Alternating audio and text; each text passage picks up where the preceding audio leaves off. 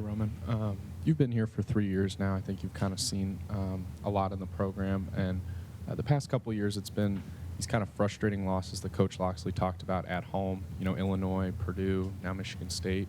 From your perspective, why are these losses continuously happening to games that, hypothetically you guys should win? I feel like we play in one of the toughest conferences in college football, being in the Big Ten. And I feel like any given Saturday, any team can win, and we always know sometimes not the best team doesn't win every game. We just have to get back to the drawing board and make sure that, those 6 plays that determine the football games are our best 6 plays, and that's something that we got to keep working on and take this as a lesson to springboard us into our next game.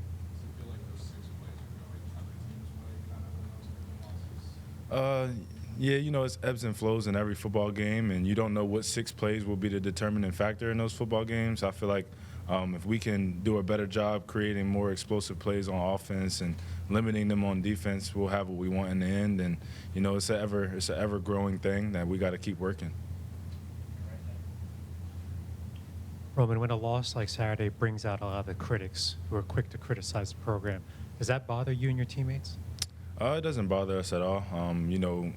When we take the field on Saturdays, we're kind of all we have. We all we need at that point in time. When we play on the field, we have each other's backs, and we know that there's adversity that's going to show up, and we have to have each other's backs at all times. So, when the critics say what they have to say or what they want to say, it doesn't really bother us much because, we have an internal driven mindset, and we have a goal that we want to achieve together. Does that include also when they criticize Mike and say, maybe we need a new coach? Yeah, he's as tough as they come as well from the top, and that's a reflection of how we are, all the way down to everybody in our building. There's always going to be critics, and we feel like that's what comes with the sport. So, him taking it on and doing what he does to be a tremendous leader to us, it's what we do as well to, kind of pay it forward and, keep our heads on straight throughout everything that goes on throughout the season. Jumped in late, Roman. Defensively, what does UVA do to deny teams? What are kind of some of the concerns for you guys? Anytime you play a team like that, it's an old town rivalry game. They're going to be very juiced up as well as we are. I feel like they have a really good defense. They have some good players up front. So far, I've seen a lot of their defensive linemen and their linebackers step up, and they're jumping off the film. To me, just being a running back, and that's some people that I have to account for throughout the game. So I feel like it's going to be definitely a good battle for us. It'll help us to see where we are and what we need to keep working on. And I'm excited for the challenge. And to follow up, Jonas Sanker, one of their safeties, makes a ton of plays. What is it about and a couple of their safeties have made sacks too. What is it about their defensive backfield that kind of does things? I think they're just all very clued into what they have going on.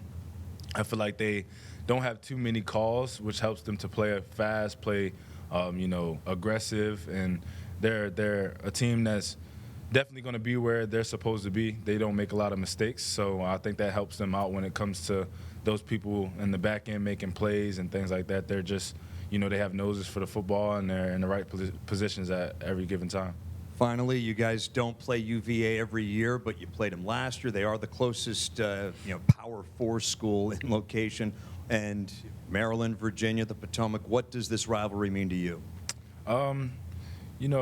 Being a kid from the DMV area, it means a lot to me just to be able to play some other local talent. We have recruitment battles with a lot of Virginia schools and things like that, which is above me. That really doesn't, pertain to anything that I think about. But just having the opportunity to have a game close to home and play against talent that's, some of them are close to home as well, and just kind of see where we are and see what the DMV has to offer as far as football. Speaking of the DMV, Roman, obviously you're from the area. Coach Loxley is too. I want you to kind of give me a story, whether it's from the recruiting process or over your 3 years, where you think that kind of embodies your and Coach Loxley's relationship. Anything stand out? Good anecdote, anything like that? We've had a lot of encounters and conversations and things like that where I could say is the big catalyst or the big shocker or things that kind of show our relationship. I would say it kind of came to me the first thing that came to my mind was when I was in the recruitment process. Actually, I remember one day he had called me on the phone. We were talking, and he just showed me his backyard, and he's like, "Look, this is home at home." And I'm like, man, it's amazing to just see, the stuff that he's been through and what he's been able to do with, his opportunities and things like that. And being a homegrown kid and a homegrown person he is, it's like, if you can do something like that at home, what's the need to go somewhere else to kind of make it happen? And, our relationship has grown through that, and it's been growing over the years. And I feel like we have a great relationship where I can, come to him with anything. And, he definitely gives me great advice when I need it. And he always helps me to, put my best foot forward with the game of football.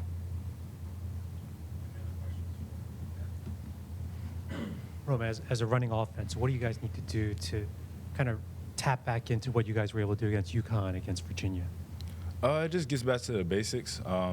Just having a mentality that we're going to out-physical the defense. I think that's something that we have to get back to. I don't think we lost it, but, in different scenarios, there are different things that are presented to us. And, it's time to get back to the drawing board with that and just put our best foot forward when it comes to that. I know for myself, I preached being in the right places at the right times in the beginning of the season.